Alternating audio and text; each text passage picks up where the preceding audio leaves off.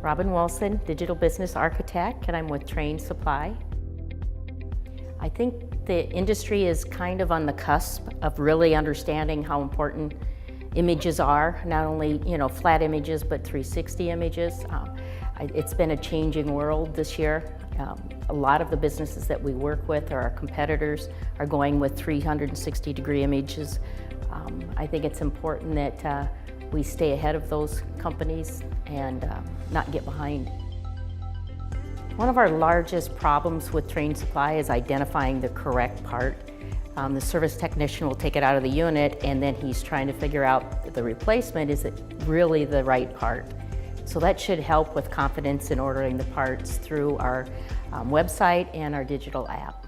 It's called Trane 360, and we use it to identify the units by serial number. It looks up warranty. It completely lists all the parts in the unit. We're missing images of those parts, but that helps the service technician identify the part and then place it in the cart and send it to the store. So there's some hesitation on doing that when they can't see the picture of the part.